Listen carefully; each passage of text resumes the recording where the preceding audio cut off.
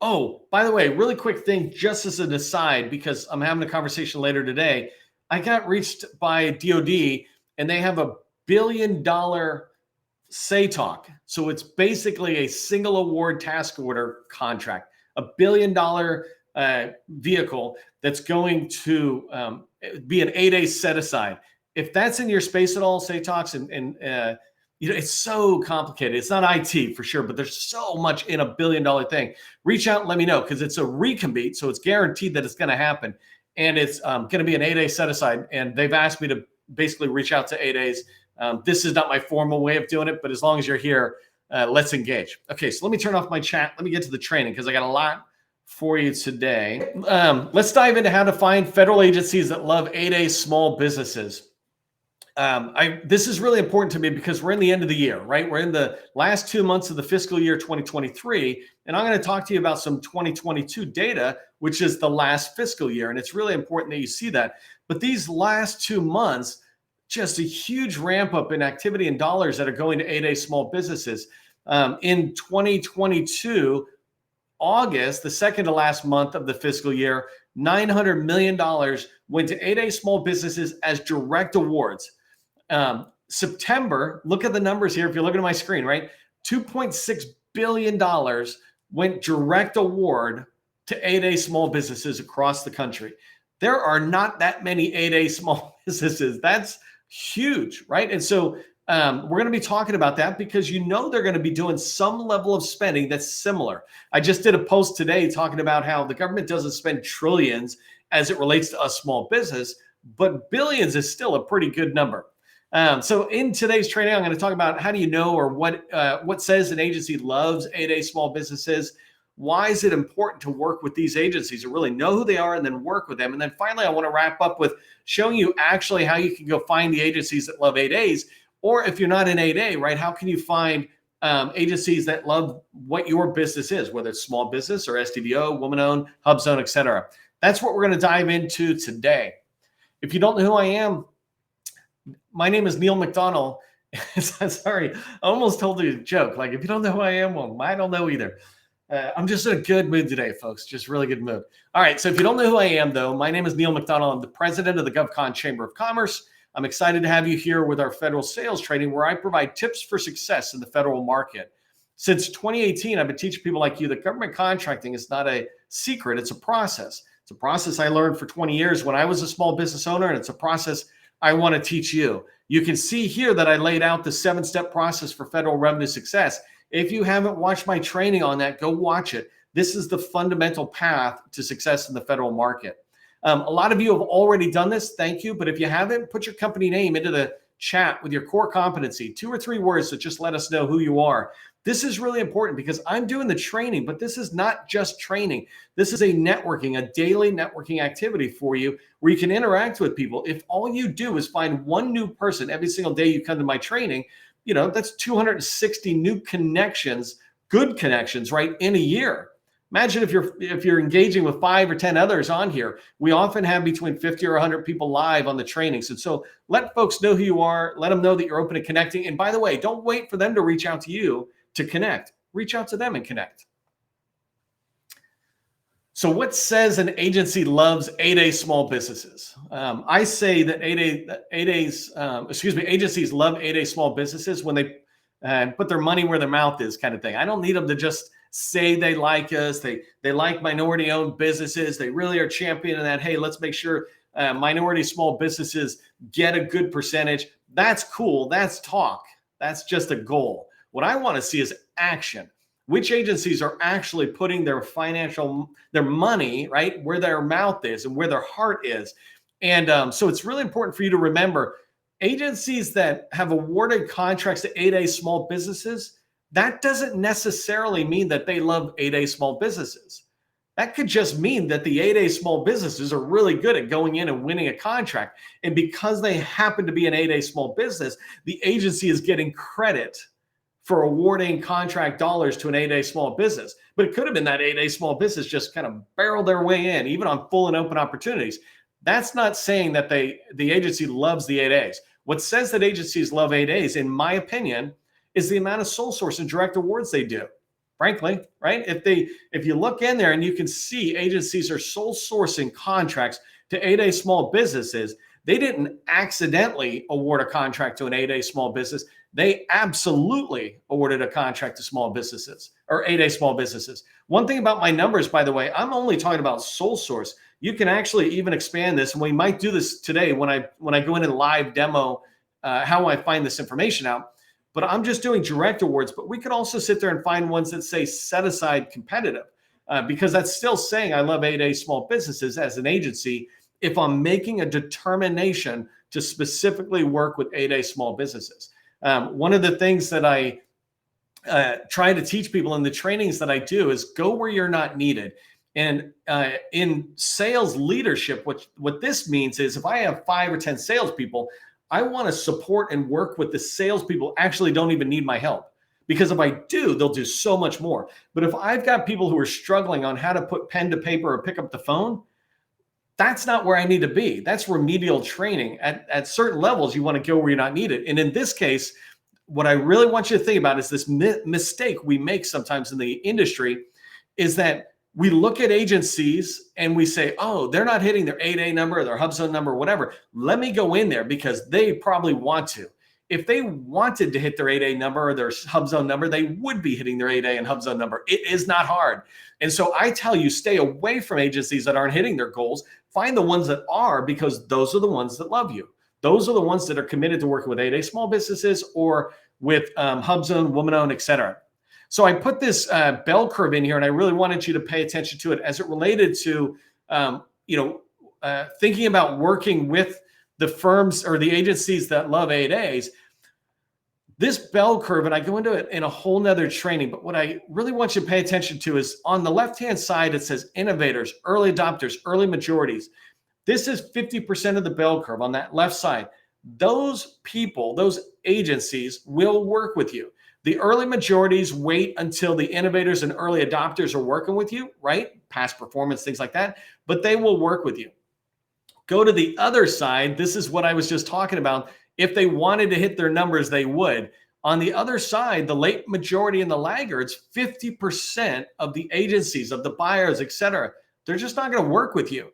And as long as you keep trying to knock on the door of the late majority and laggards, you're not able to knock on the door of early adopters and innovators. You're not able to have conversations with the people who are just going to be happy you showed up. And that's what an innovator is, right? If you call 100 people, 2.5% of them, let's round up to 3, right? 3 people out of 100 are going to go, oh my God, I'm so happy you called.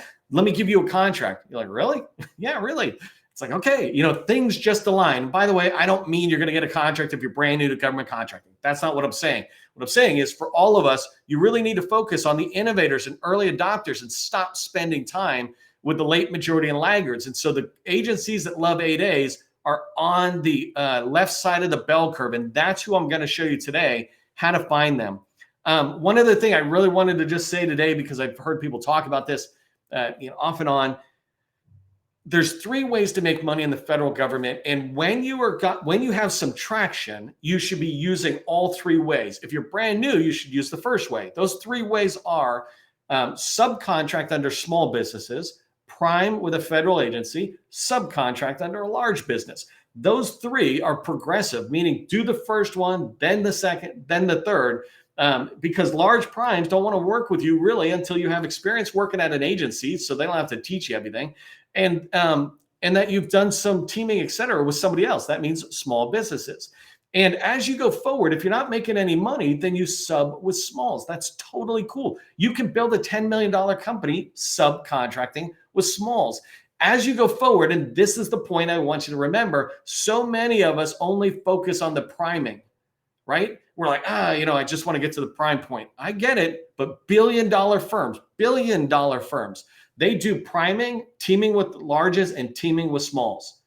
They come in and realize that there's money everywhere. Sometimes they'll team with a small as a way to get in the door, right? To agencies they're not at. Large businesses, billion-dollar firms are not necessarily in every agency. And so as you go forward, please remember you want to be doing all 3 of those things: priming, subbing. Okay, that was a little soapbox there, but let's get into why it's important to work with these agencies. And hopefully it's a little self-evident, so I'll go through this pretty fast. But from a factual standpoint, in 2022, 67% of all sole source awards that happened in 2022 happened in the fourth quarter, July, August, and September, right? That's huge. If you can see my screen, you see the numbers here. 16,000 awards roughly were awarded in, or contracts were awarded in 2022, the whole year, sole source contracts. 10,000 of those 16,000 happened in the fourth quarter. That's massive. You can see this image that I'm showing. It's just another way, and this is pulled from USA Spending this morning, and I'm actually going to go show you again. But look at here. This is September on the far right. That bar is huge. That's that 2.6 billion that I said. This one here is, I can't remember what the number is off the top of my head, but that's like 900 million, right? So in August of last year and in September, it was almost $3 billion in awards as sole source to 8A, right? Sole source 8A direct awards. That's massive. And so again, if you're brand new, I'm not here speaking to you at the moment, sub under a small or a good 8A. But for us 8As, we should be tracking on that, and we should know who are those people, and that's where we're going to go. Really quick, this is just my slide to make sure you understand that the GovCon Chamber exists. We don't do just these trainings. Go to our site. We have all sorts of content. Much of it is ungated. It's right there available for you. Some of it is gated, and some of it, is for sustaining members. But the thing I really wanted to point out is if you haven't downloaded the July version of the Small Business Specialist Directory, go download that now, because as you're talking about trying to knock on the door and see what you can do in the last quarter of the fiscal year, these people, these small business professionals at federal agencies, are the folks you want to talk to. And this directory has over 1,000 names, numbers, and emails. And this is updated every single month, right? We get updates every week from the government and from industry saying, hey, this is updated, this person's new, that kind of thing. So we're constantly keeping that updated, and I really want you to make sure you have it. Okay, so I got about 15 minutes to show you how you can find the agencies that love 8A firms. And while I'm showing you this, keep in mind that you can also see, you can also use this for like women-owned small business or HUBZone. And give me 1 second. I just got to check my screen here before I switch over. Usually I'm always looking at my phone to just track the time and the live to make sure we are live. All righty. So I'm sharing my screen. Hopefully you see it. I'm going to act as if this is your first time. If you are experienced with the USA Spending, don't worry. You'll learn something, right? And we'll all benefit. But I want to make sure I'm bringing everybody along. So USA Spending, it's the best GUI, graphical user interface, of the federal data that has been awarded. So this data we're going to look at is coming from FPDS, which eventually, I guess, all of that's going to be in SAM. But right now, these tools that I use are FPDS and USA Spending. And for today, all we need is USA Spending. So I'm going to click this button right here, search in here. And now I just need to go down through a few filters. And I want to show you these filters as I go forward, and then we'll come back and look at this. Let me just kind of come in a little bit. First thing I want to show you is when I'm looking for agencies that have awarded, I want to look at the last fiscal year. I'm looking for trending stuff. And so I don't want to see stuff that's right now. I'm looking for historical, not trending. So the first thing I want to do is say FY 2022. That's the period. The next thing I do, and I do 3 filters here.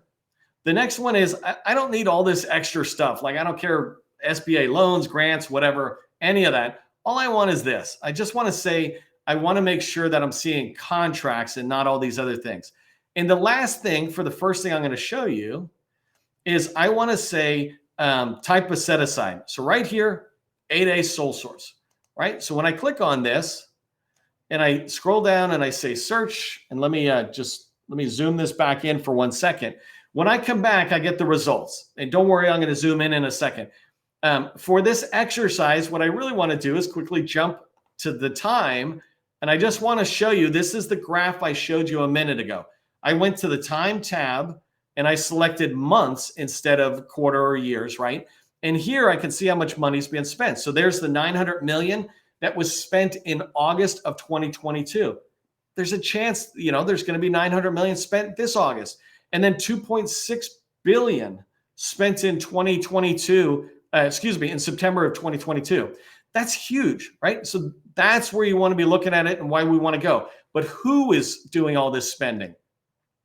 And so here I'm clicking on the categories tab, right? There's great tabs, explore them. You'll learn a lot. But as I come in, and let me zoom in for you. Hold on one second. So as I come in, and you can look at this data,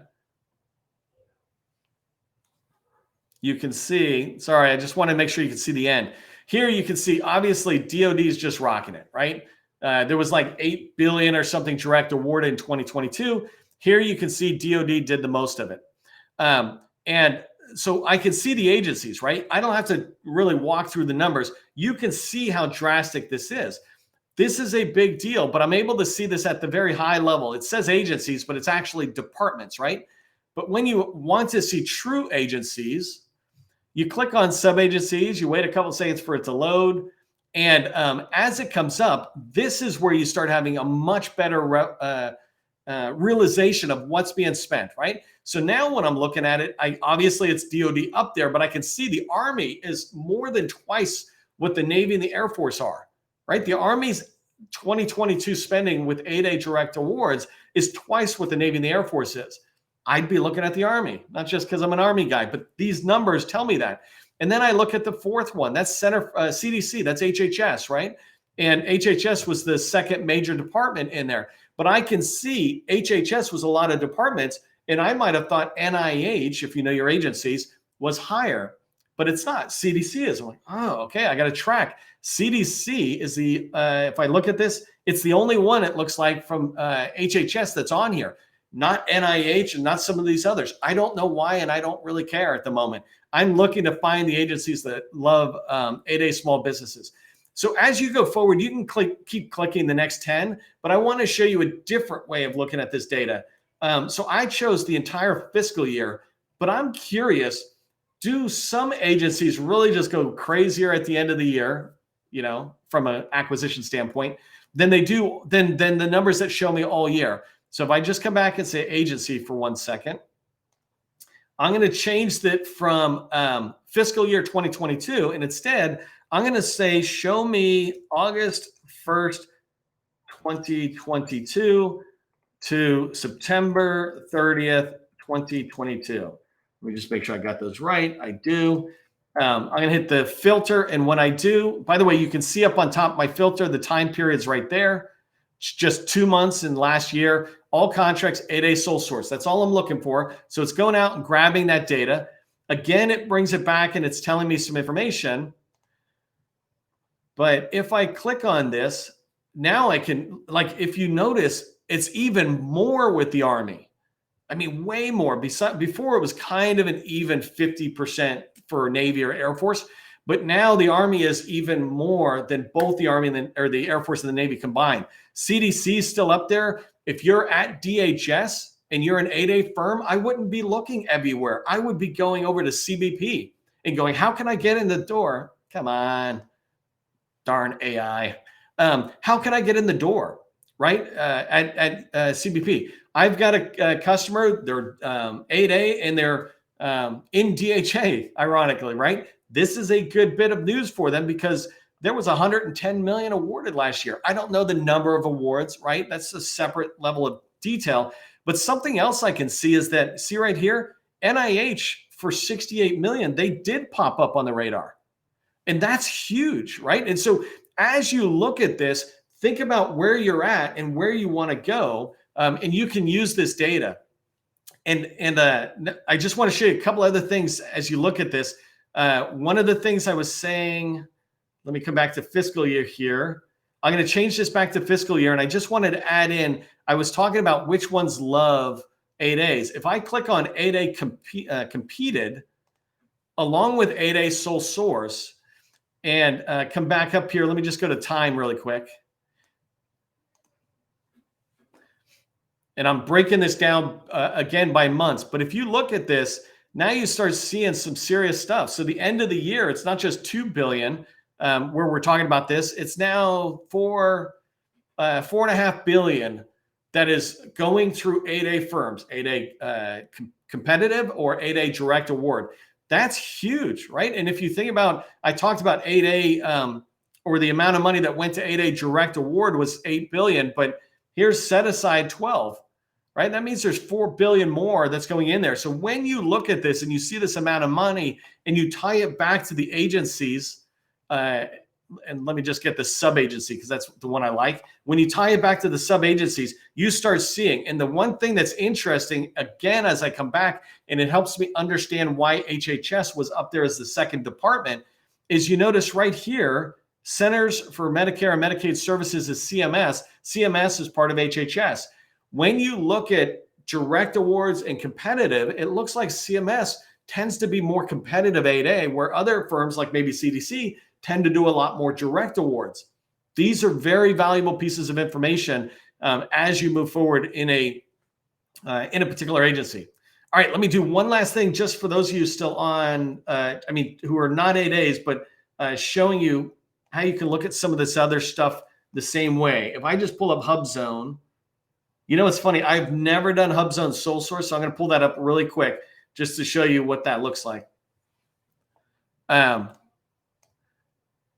So what that tells me is no one does sole source. Stop trying to get sole source. If you look here, it was $60 million in the entire year in the entire federal government. Out of $600 billion in spending, 60 million of it was direct award.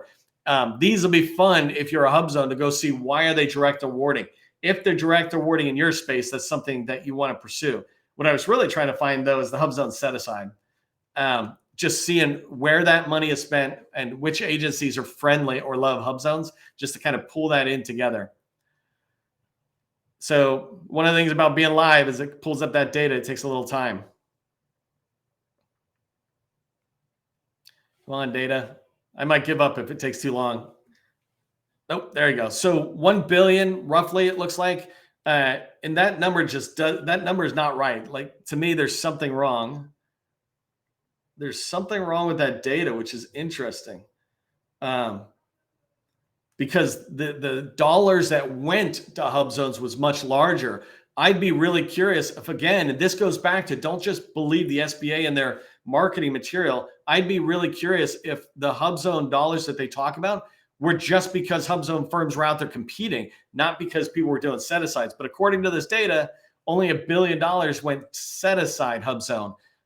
Which is ironic, since I was just talking at the beginning of today's training that I've got the DoD coming and asking to award a single activity task order, SATOC, to an 8A firm, right? So there's a big discrepancy. But again, if you come in here, this is all I want to do is which firms love HUBZones really quick. Army, Air Force. This is really interesting. DHS, you see USCIS is in there. That's a really interesting thing.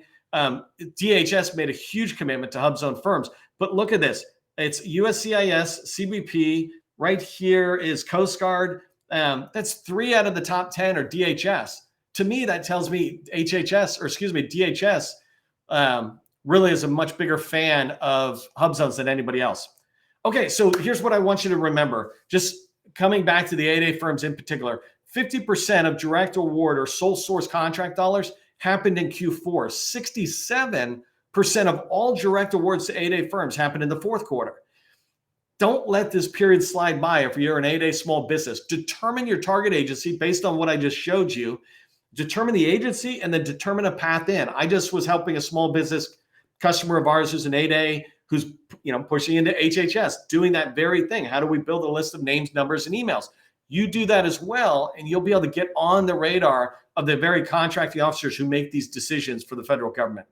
If you don't know this, we do training every single day, so make sure you're coming back tomorrow. Just look at my LinkedIn profile. You'll find the training right there at the top in the featured section. Make sure you just click on attend, let others know. If you're getting value from the training that happens every single day, this is worth thousands of dollars if you continue to attend. At some point, when you're ready, consider becoming a sustaining member. It helps every small business across the country, and we really appreciate that. For everybody, just remember, government contracting, it's not a secret. It's just a process. I'll see you in the next training.